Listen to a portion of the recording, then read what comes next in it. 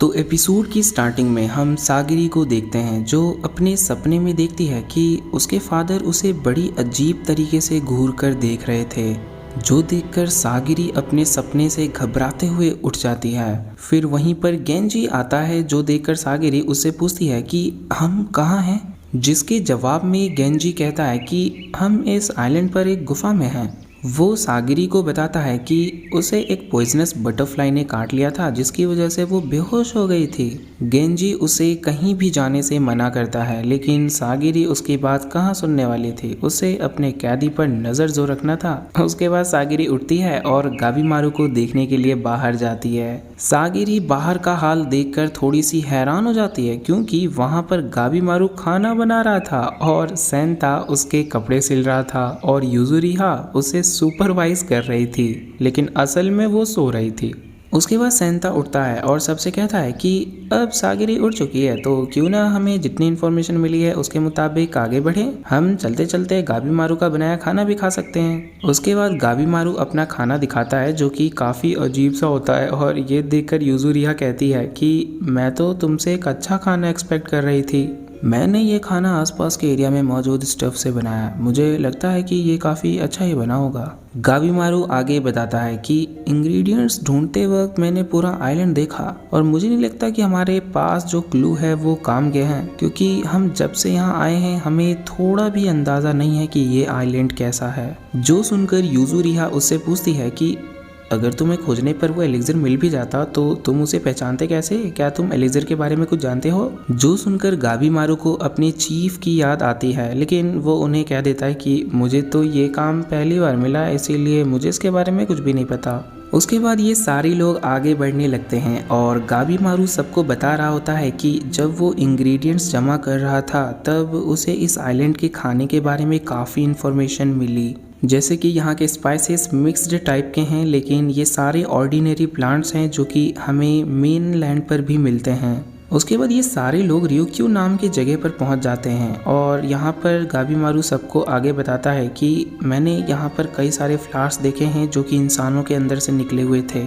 इस आइलैंड पर उस एलिक्सर की खोज करने के लिए अभी तक काफ़ी सारे लोगों को भेजा जा चुका है, लेकिन वापस कोई भी नहीं गया। तो तुम अंदाज़ा लगा सकते हो कि सारे इंसानों का क्या हुआ होगा। सारे इंसान फूल पौधे बन चुके हैं, यानी कि इस आइलैंड पर जितने भी प्लांट्स हैं वो सब इंसानों से ही बने हैं। और ये बात गाबीमारू काफ़ी गलत टाइम पर बताता है क्योंकि अब तक तो उन लोगों ने गाबीमारू का बनाया हुआ डिश खाना भी शुरू कर दिया था, जो कि वही इंसानों के बॉडी पार्ट से बने होते हैं।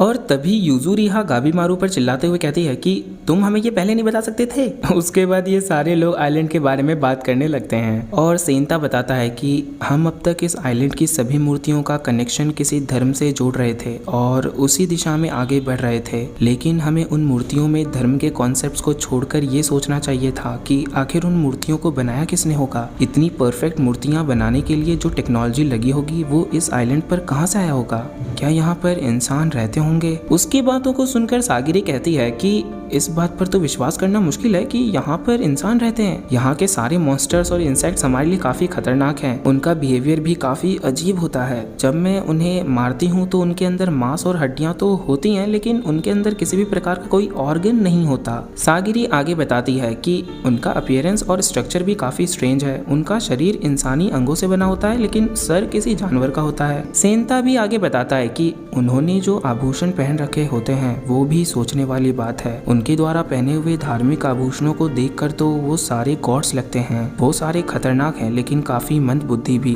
वो सारे क्रिएचर्स ना तो प्राकृतिक लगते हैं और ना ही बनावटी। सेंता आगे बताता है कि मुझे तो लग रहा है हम किसी ऐसी जगह पर फंस चुके हैं जहाँ से निकलना असंभव है। ये जगह इतनी मिस्टीरियस है कि हम अब तक इस जगह को नहीं समझ सके हैं। ये सारी बातें सुनकर सारे लोग एकदम शांत हो जाते हैं, जैसे कि उन्हें अब आगे नहीं जाना हो। लेकिन तभी गाबीमारू काफी अजीब सी शक्ल बनाकर हंसते हुए कहता है कि क्रिएचर्स जो कि सरवाइव कर सकते हैं वो भी बिना किसी ऑर्गन के, ये बात तो इमॉर्टलिटी के एग्जिस्टेंस के ओर लेकर जाती है। मतलब कि ये आइलैंड पर एलिक्सर ऑफ लाइफ है और अगर ये एलिक्सर यहाँ पर है तो उसे खोजा भी जा सकता है और अगर हम एलिक्सर ढूंढ लें तो हमें आजाद कर दिया जाएगा। सेंता भी सबसे कहता है कि हमें उन मॉन्स्टर्स को और अच्छे से जांचना चाहिए कि वो कब और कहाँ पर आते हैं। हैं, वो रहते कहाँ पर हैं। ये सब करना खतरनाक तो होगा, लेकिन अभी हमारे पास इसके अलावा और कोई रास्ता नहीं है। और उसके बाद सारे लोग मरने के लिए यानी कि आगे बढ़ने के लिए तैयार हो जाते हैं और ये सीन यहीं पर कट हो जाता है। फिर हम सागिरी को देखते हैं जो कि सनसेट देख रही होती है और उसके पास गेंजी आकर कहता है कि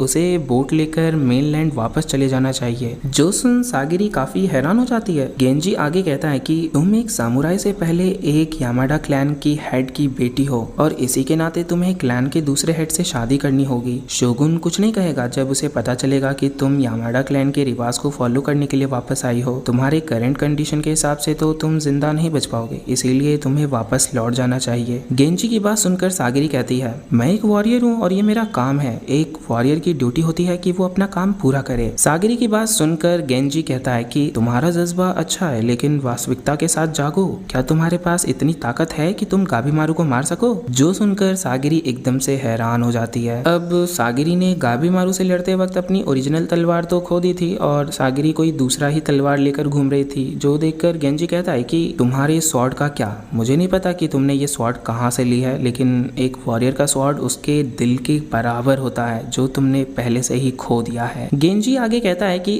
तुम्हारी स्वॉर्ड स्किल काफी अच्छी है, लेकिन ये सिर्फ स्वॉर्ड टेस्टिंग और एग्जीक्यूशन तक ही सीमित है। अभी हम जिस कंडीशन में हैं उसमें तुम्हारे पास बैटल स्किल्स होनी चाहिए, जो कि तुम्हारे पास नहीं है। तुम इस साइलेंट के लिए कैपेबल नहीं हो और ऊपर से तुम एक औरत हो, इसीलिए तुम्हें वापस लौट जाना चाहिए। गेंजी ये सब कह ही रहा होता है कि तभी वहाँ पर सेंता आ जाता है और वो गेंजी से कहता है कि ये चली तो जाएगी, लेकिन यहाँ से निकल पाना इतना आसान भी नहीं है। अब तक जितने भी सामुराई इस आइलैंड पर भेजे गए थे वो वापस आ ही नहीं सके थे। यहाँ से निकलने के लिए अगर तुम एक बोट का भी इस्तेमाल करोगे तब भी ये गारंटी नहीं है कि तुम सही सलामत वापस मेनलैंड पहुंच जाओगे। उसके बाद हमें एक पास्ट का सीन दिखाया जाता है जहाँ पर एक सामुराई मॉनिटर तेंजा बोट की मदद से अपने कैदी नारुगाई के साथ आइलैंड छोड़कर जाने की कोशिश कर रहा था। तेंजा काफी देर से बोट चला रहा होता है, लेकिन उन्हें स्मोक के अलावा कुछ नहीं दिख रहा होता है, जिस पर वहाँ पर बैठा नारुगाई कहता है कि तुम इतने बेवकूफ कैसे हो सकते हो? समुद्र के लहरों को देखो, हम कितनी भी कोशिश कर ले हम आगे नहीं बढ़ पाएंगे। जो सुनकर वो सामुराई उसे हौसला देते हुए कहता है कि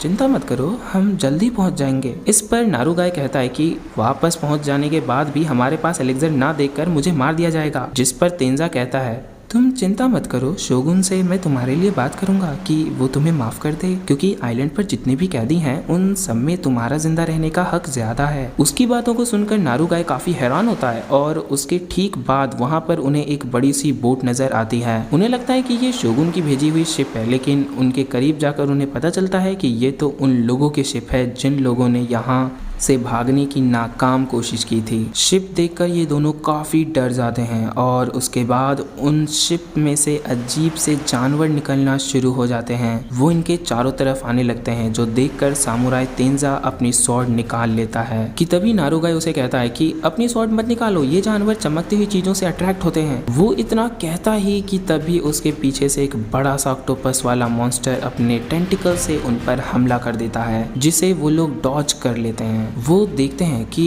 उस ऑक्टोपस ने अपने टेंटिकल से उनको चारों तरफ से घेर लिया था, लेकिन तेंजा उन टेंटिकल को काटते हुए अपनी शिप की ओर बढ़ने लगता है और नारुगाई भी उसके पीछे आने लगता है। भागते भागते नारुगाई को अपने गॉडफादर की याद आ जाती है, जो नारुगाई को भागने के लिए कह रहे थे। अगर नारुगाई मर गई तो इनका वंश खत्म हो जाएगा। फिर प्रेजेंट में नारुगाई सोचने लगती है कि क्या उसे गॉड के द्वारा उसके कर्मों के लिए डिवाइन पनिशमेंट मिल रही है। फिर हमें नारुगाई का फ्लैशबैक दिखाया जाता है, जहां नारुगाई के पास कुछ लोग आए हुए थे जो रास्ता भटक जाने का नाटक कर रहे थे। इसीलिए नारुगाई उन लोगों को अपने कबीले में लेकर चली जाती है। कबीले में जाने के बाद नारुगाई को पता चलता है कि वो सारे लोग सामुराई थे जिन्हें शोगुन ने भेजा था इनके कबीले के लोगों को मारने के लिए। नारुगाई के कबीले के लोग शोगुन की बात नहीं मना करते थे और सबसे छुप कर रहा करते थे, लेकिन आज नारुगाई की वजह से इनका पूरा कबीला खत्म हो गया। यहाँ तक कि नारुगाई के दादाजी भी मारे गए थे, लेकिन उन्होंने नारुगाई से जिंदा रहने के लिए कहा था ताकि इनका वंश बचा रहे। वे सामुराई नारुगाई को ही नहीं मारते और उसे कैदी बनाकर रख लेते हैं। और एक दिन नारुगाई के पास तेंजा आता है। तेंजा ने नारुगाई के बारे में सब कुछ पता किया था और तेंजा को लग रहा था कि नारुगाई निर्दोष है, इसीलिए तेंजा उनकी जान बचाने के लिए उसे इस एलेक्सर वाले मिशन पर ले आया। फिर सीन प्रेजेंट में आता है जहाँ पर ये दोनों फिर से घिर चुके थे और नारुगाई बैठकर सोच रहा था कि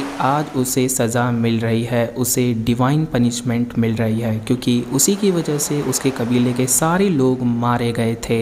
नारुगाय हार मानकर बैठ चुकी थी और मॉन्स्टर उस पर अटैक करता है, लेकिन तेंजा उसे बचाते हुए कहता है कि मैं तुम्हें इतनी आसानी से नहीं मरने दूंगा, जब तक मेरे डाउट्स क्लियर नहीं हो जाते तुम्हें जिंदा रहना होगा। और फिर तेंजा उस मॉन्स्टर के टेंटिकल्स को काटने लगता है, लेकिन कुछ देर बाद वो थक जाता है और नारुगाय से सीधा जवाब मांगता है कि यहाँ जो कुछ भी हो रहा है उसे साइड रखकर तुम ये बताओ कि तुम्हें जिंदा रहना है या नहीं। फिर नारुगाय को अपने कुछ पुराने वक्त याद आते हैं और वो रोते हुए कहती है कि उसे जिंदा रहना है, उसे नहीं मरना, वो फिर से पहाड़ों में जाना चाहती है। जो सुनकर तेंजा उसे एक तलवार फेंक कर देता है और कहता है कि अगर तुम्हें जिंदा रहना है तो इसका बस एक ही रास्ता है, तुम्हें अपने रास्ते में आने वाली सभी चीज़ों को हटाना होगा। और उसके बाद दोनों उस मॉन्स्टर को मारते हुए एक बोट की ओर बढ़ने लगते हैं। फिर सीन यहीं पर कट हो जाता है और हम नेक्स्ट सीन में देखते हैं तेंजा और नारुगाय बचकर वापस आइलैंड पर आ गए होते हैं। अब इन दोनों को ये बात मालूम पड़ चुका था कि इस आइलैंड की लोकेशन ही ऐसी है कि समुद्र धाराएं चारों तरफ से इस आइलैंड की ओर ही होती हैं। अब इन्हें अगर यहाँ से निकलना है तो ऐसी जगह खोजनी होगी जहाँ से समुद्र की धाराएं इस आइलैंड की दूसरी ओर जाए,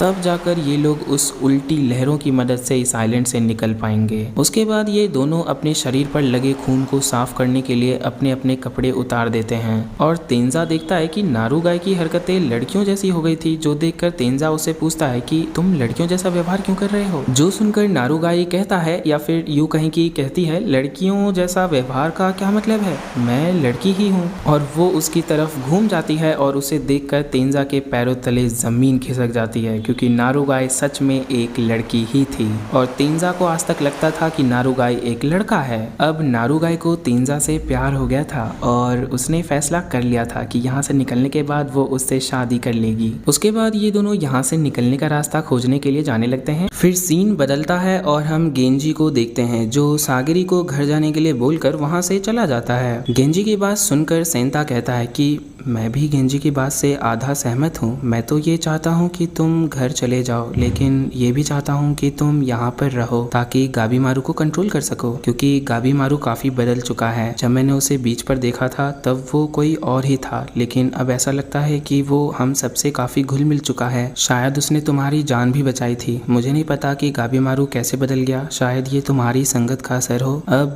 कारण चाहे कोई भी हो, मुझे अच्छा लगेगा अगर तुम यहाँ रुकी तो। अगले सीन में हम सागिरी को देखते हैं, जो कि गाबीमारू को देखने के लिए आई होती है। गाबीमारू उसे देखकर पूछता है कि क्या तुम सारी रात सब पर नजर रखे रखोगी, जिस पर सागिरी कुछ नहीं कहती और गाबीमारू सागिरी से उसका हाल चाल पूछने लगता है, जो सुनकर सागिरी काफी हैरान हो जाती है। फिर गाबीमारू आगे कहता है कि वो इंसेक्ट का पॉइजन काफी खतरनाक था, जिससे सागिरी सोच में पड़ जाती है। उसके बाद गाबीमारू सागिरी को एक फेवर देता है कि मैं उनसे डरकर नहीं भागता जो मेरे रास्ते में आते हैं, और वो ये भी कहता है कि उसकी वजह से वो काफ़ी शांत हो चुका है और खुद के फैसले भी ले सकता है। और सागिरी गाबीमारू की बात काफ़ी ध्यान से सुन रही होती है। गाबीमारू ने उसका डाउट क्लियर कर दिया होता है कि वो कमज़ोर नहीं है। उसके बाद सीन चेंज होता है और हम सुबह का सीन देखते हैं, जहाँ पर गेंजी फिर से आता है और सागिरी को कहता है कि तुम तैयार हो जाओ, मैं तुम्हें बोट तक छोड़ने के लिए ले जाऊंगा। लेकिन सागिरी उसे साफ साफ मना कर देती है कि वो यहाँ से नहीं जाएगी। लेकिन गेंजी फिर से सागिरी को डिमोटिवेट करने लगता है कि वो एक वुमेन है और काफी कमजोर है, तो